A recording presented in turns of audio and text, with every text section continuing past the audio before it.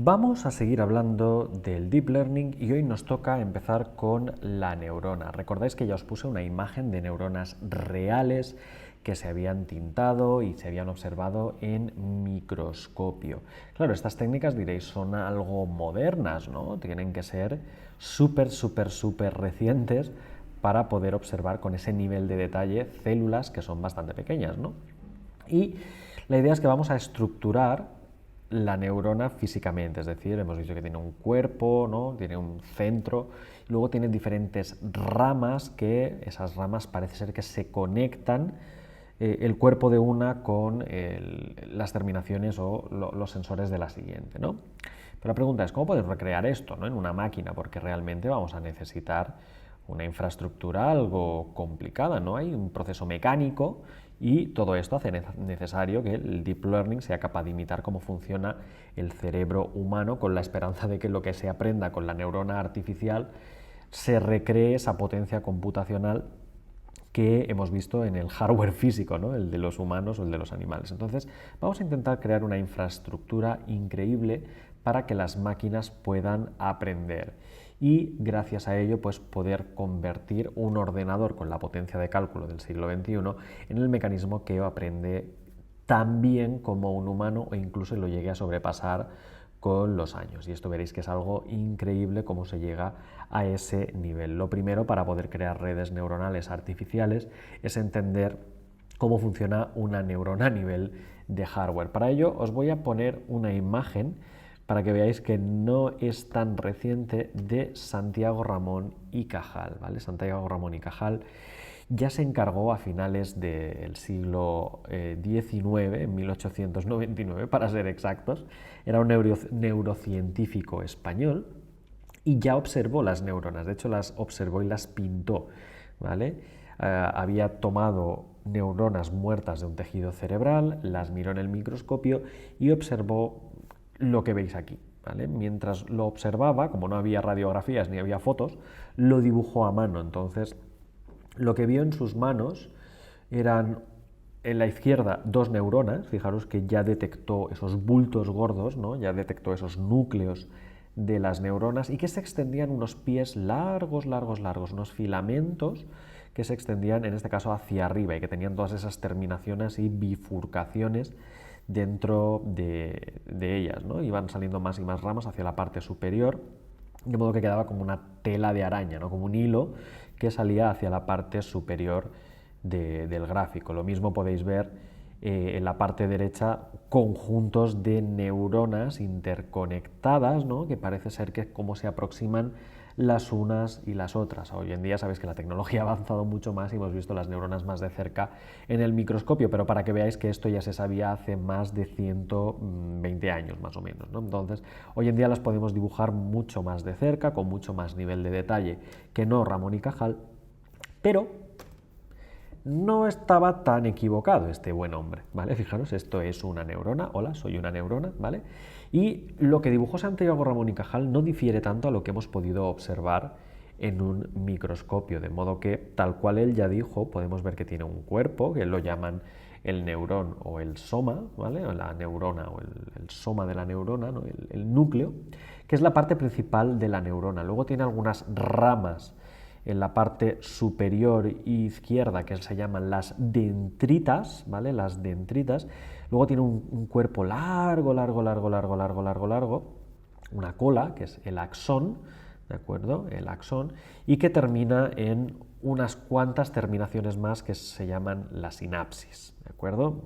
Entonces, es curioso, ¿no? Que la propia neurona establezca esta forma. El punto clave aquí es entender la neurona como un conjunto, es decir, una neurona por sí sola es totalmente inútil. Un símil que me gusta mucho de las neuronas es, por ejemplo, con las hormigas. Una neurona es como una hormiga por sí sola no hace un hormiguero, ¿no? Simplemente recoge algunas cosas y muere, ¿no? Pero claro, cuando trabajan conjuntas pueden construir una colonia de hormigas, tener una reina y trabajar como un gran organismo, creando pues toda una civilización, toda una ciudad en base a la interactuación entre ellas, ¿no? Entonces, claro, cuando tienes 1 millón de hormigas puedes tener una colonia y de hecho un problema si las tienes en casa, ¿no? Una colonia completa, pues lo mismo pasa con las neuronas. Una por sí sola, como la veis aquí, pues no tiene mucha gracia, pero cuando tienes muchas neuronas juntas trabajan entre sí para hacer magia, ¿no? Magia oscura de la que siempre os cuento yo en mis cursos.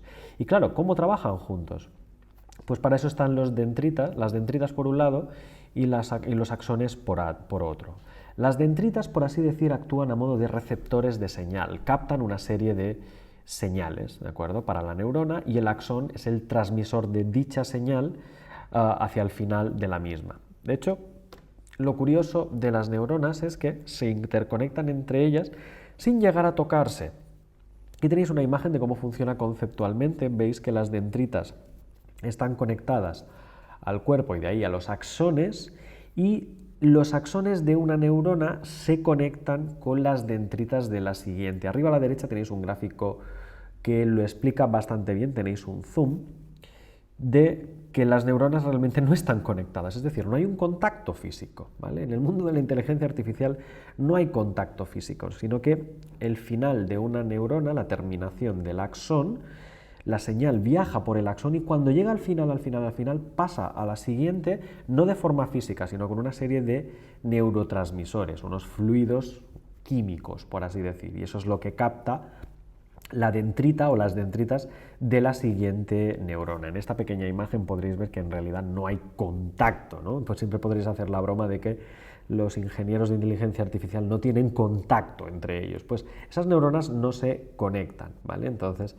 eso es algo que está bastante establecido y estudiado, ¿no? El hecho de que no se toquen las neuronas, sino que transmiten la información a través de impulsos eléctricos, ¿de acuerdo? Entonces esto sí que está bastante demostrado y sobre todo en la imagen pequeña yo creo que es más representativa que no la grande. Pero bueno, esa es la idea, ¿no? En el punto que nos interesa es que esa conexión entre ellos es la base, es el fundamento, es el concepto raíz del que nace todo el mundo de la inteligencia artificial, de que al final la señal se transmite de una neurona a la siguiente, de modo que en lugar de llamar a nuestras neuronas directamente de una a la otra, lo que vamos a tener son conectores, formas de conectar una neurona con la siguiente para las neuronas artificiales. En las de verdad lo llamamos axones y dendritas respectivamente. En el mundo de la inteligencia artificial esa conexión se va a establecer a través de los vínculos. Bueno, no tendrá ningún nombre específico, estos son células humanas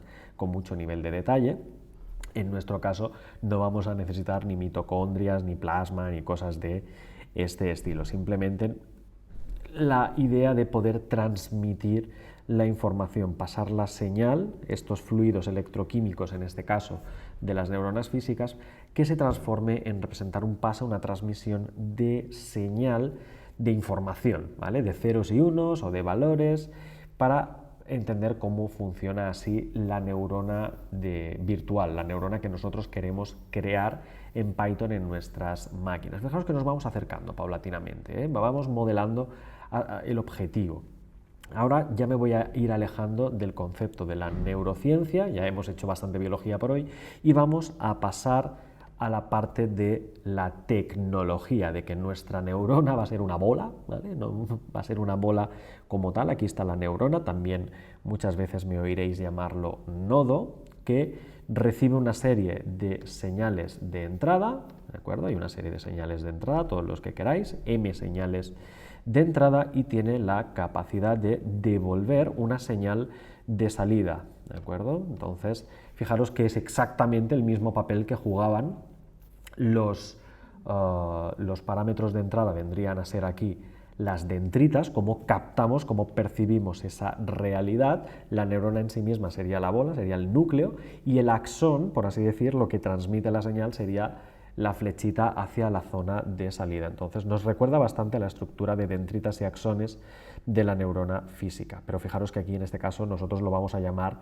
los parámetros de entrada típicamente los vamos a llamar registros, ¿vale? Registros son datos de entrada, observaciones en una base de datos, y se procesan en la bolita de color azul para devolver un valor de salida, para transmitir la información, tal vez a otra neurona, tal vez al final del algoritmo o lo que sea. Pero podéis ver que en este caso la neurona es de color verde, recibe los parámetros de entrada de la zona izquierda y los devuelve hacia la derecha. De hecho, me vais a ver muchas veces colocar las bolitas de entrada, ¿de acuerdo?, simbolizando esa información que reciben los axones por un lado, y el valor de salida simbolizará el resultado del algoritmo. Vais a ver utilizar bastante en la codificación de colores. Voy a intentar mantenerla uniforme para que no os liéis. De color verde lo que son los parámetros de entrada, la bola grande, y de color azul es la neurona sí, o la capacidad de procesamiento, y el valor de salida típicamente lo representaré de color rojo, para así separar lo que son señales, lo que son inputs, lo que es procesamiento en sí o lo que es el resultado, ¿vale? Podría ser algo exagerado llamar esto señal, porque básicamente solo son valores de entrada y una sola neurona, pero bueno, el perceptrón o la neurona de una sola bola, ¿no?, de un solo núcleo, funciona. Incluso esto que tenéis aquí, en una regresión lineal simple, por ejemplo, o en una regresión logística, tenéis este esquema de algoritmos. Si habéis hecho alguna vez regresión lineal simple, en mi curso de Python, por ejemplo, sabéis que tenemos una serie de parámetros de entrada. Esos parámetros de entrada serían las bolitas de color verde, se juntan y se combinan dentro de la neurona con una fórmula. En regresión lineal sería el sumatorio de alfa sub i por cada uno de los x sub i más un término independiente, y el valor de ese cálculo es lo que se devuelve directamente y sin preprocesar como parámetro de salida, de modo que la neurona recibe las señales de la capa de entrada, la procesa y las devuelve a la capa de salida, ¿de acuerdo? Entonces, este esquema es la base o el fundamento de la red neuronal, sobre todo de las redes neuronales cuando las vamos a hacer profundas.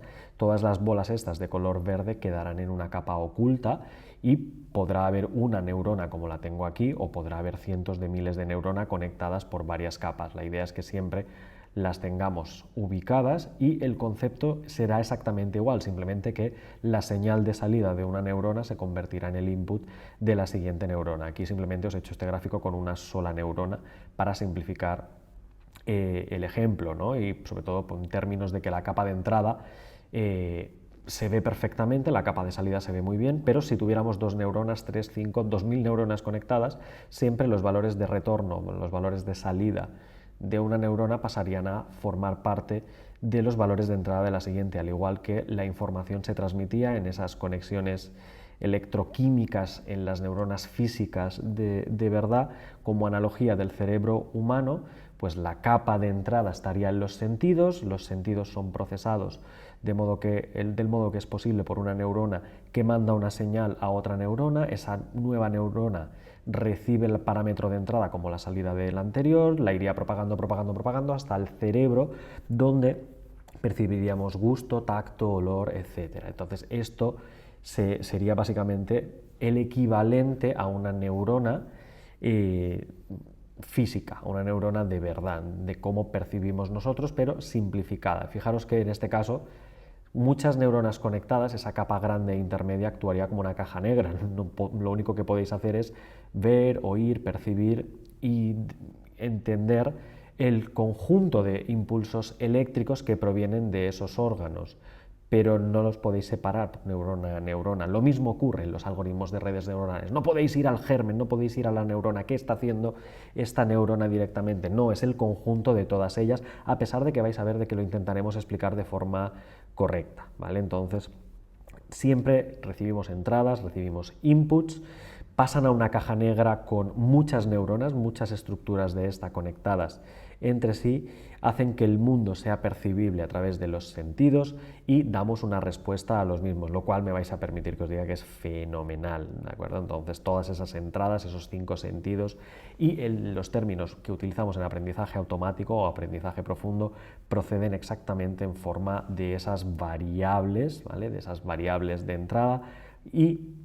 son procesadas por las neuronas hasta el resultado final. En la próxima clase voy a seguir enfatizando este ejemplo, donde os voy a seguir mostrando las diferentes fases por las que pasa la información, y veréis que incluso dentro de este mismo gráfico existen sinapsis, existen dendritas, existen axones sin ningún problema y que gracias a ello tenemos el aprendizaje automático y profundo.